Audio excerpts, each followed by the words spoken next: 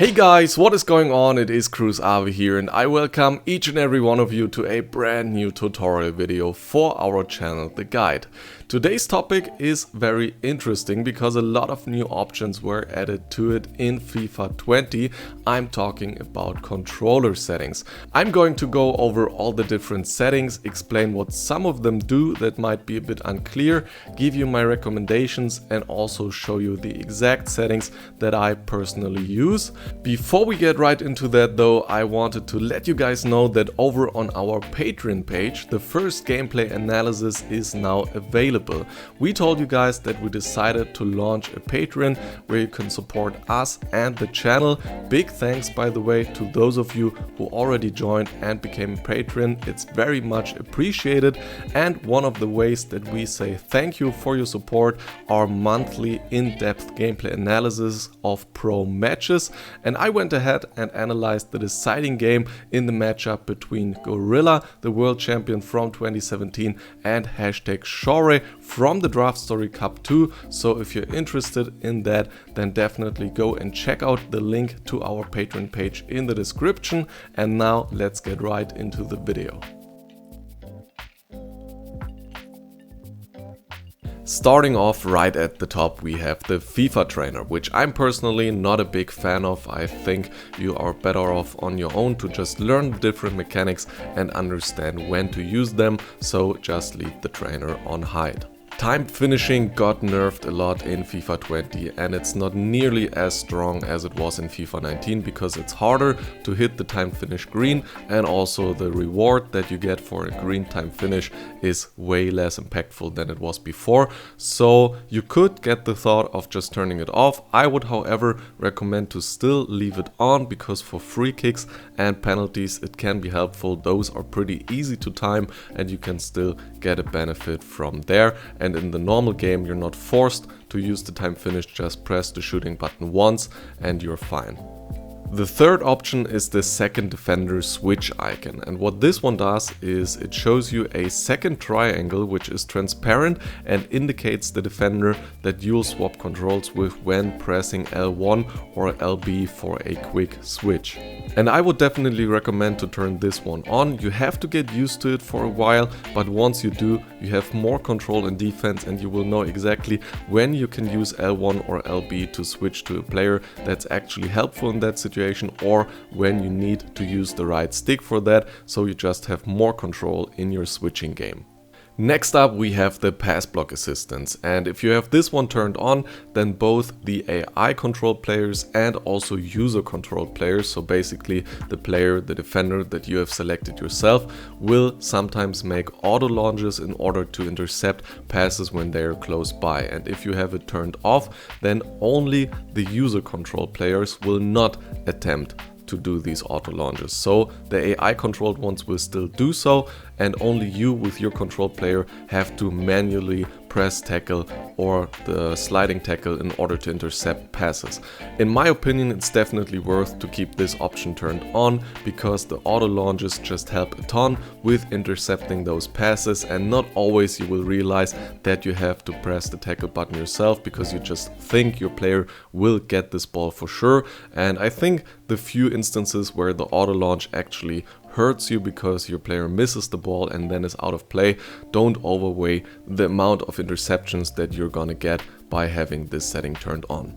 Auto switching has 3 options, but in reality you want to decide between 2 of them because you never ever want to use the setting auto, then the game randomly switches for you and that hurts your control over your defenders and you definitely don't want that. So decide between manual and air balls and loose balls. As the name says, for manual you're completely on your own, no switches are made for you, and then for air balls and loose balls the switches are made when there's a cross or a lobbed through ball, or there is some loose ball, and then sometimes the AI switches for you as well. It's personal preference which of the 2 you want to use. Even in the pro scenes you have players who are playing with manual and others who play with air balls, so just check out for yourself if you're able to make those quick manual switches when the crosses are flying in, or if you rather rely on the AI in those types of scenarios.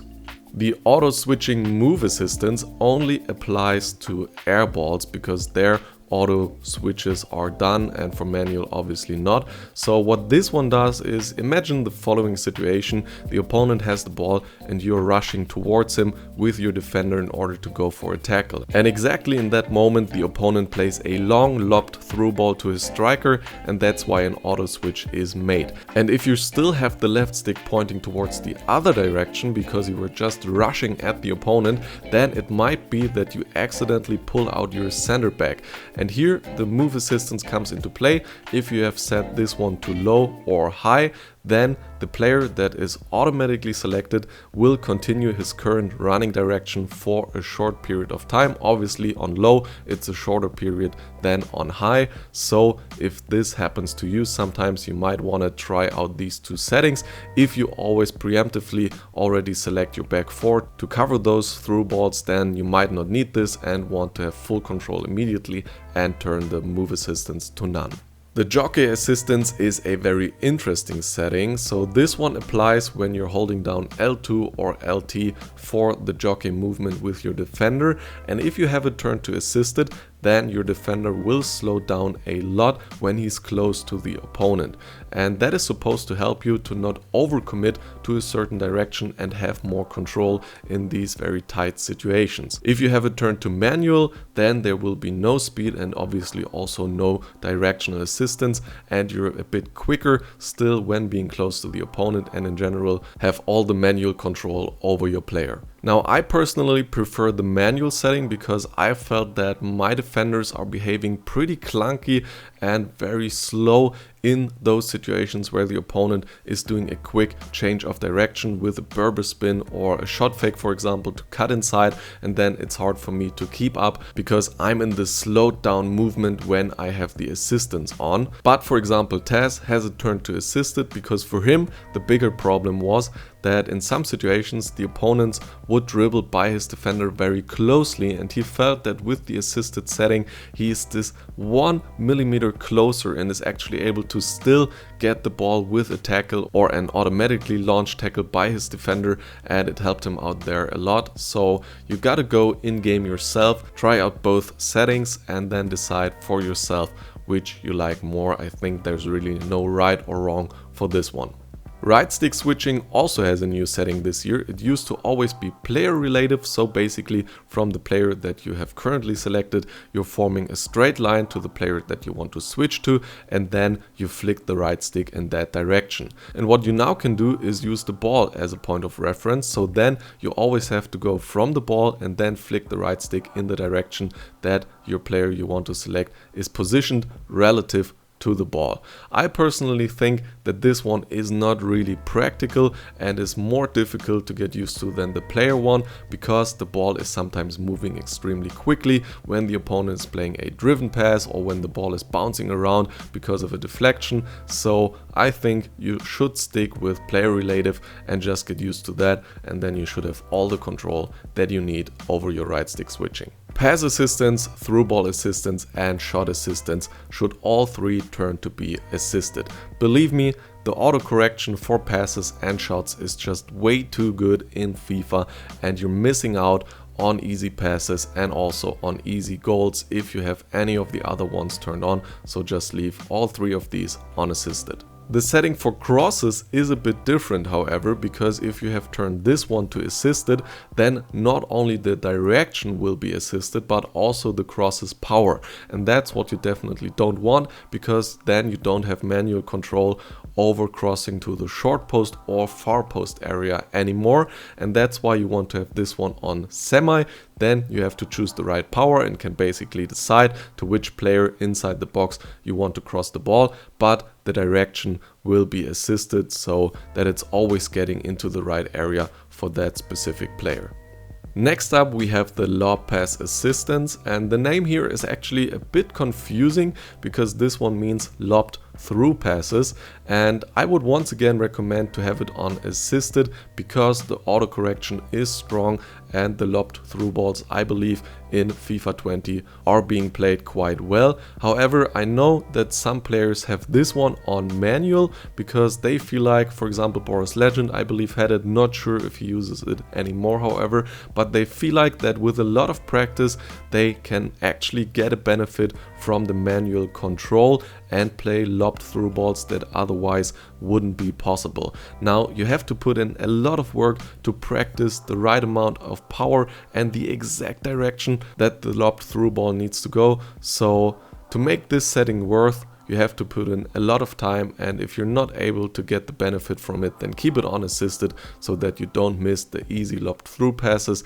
and have a decent chance at the more difficult ones. Save assistance doesn't matter because it doesn't apply in normal online matches, but the next setting, analog sprint, does apply, and it can actually be quite helpful because what it does is it allows you to press in R2 or RT only a bit, like half for example, and then your player is sprinting but not as fast. So that means you still have more control over the ball and the ball contacts are not as far from each other as when in full sprint. And this can be useful, for example, when you want to use space in the midfield but you don't want to give away too much control, or when you're on a counter attack and you have a few runs in front of you and want to wait for the perfect through ball timing, but you don't want to slow down too much with the player who has the ball. Then you can also use the analog sprint to go forward a bit quicker but still have that control and the touches in order to play a well-timed through ball.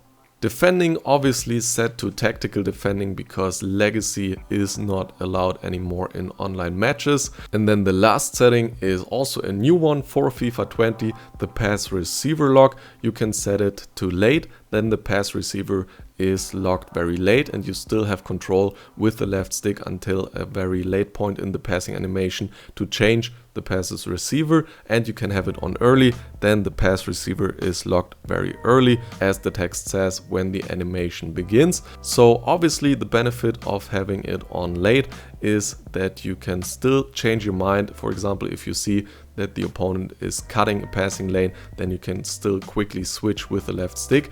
And then on the other hand, the benefit of the early setting is that you can already control the pass receiver earlier without messing up the pass itself because you're changing directions with the left stick and all that stuff. It can also be helpful sometimes when there is delay, because we all know these matches when just your button presses are delayed and the input is not made right away, and then for example you play a pass, you figure it's already played since a second and you try to control the pass receiver and you change direction with the left stick, pass gets played a bit later and you completely mess it up and it lands in the opponent's feet. So there also the pass receiver lock on early can help you out. So these were my recommendations and opinions on the controller settings. I hope this video is helpful to you guys and allows you to have a better understanding of what each and every controller setting does and which option might be the right one for you. Leave me your opinion about the different settings and what you choose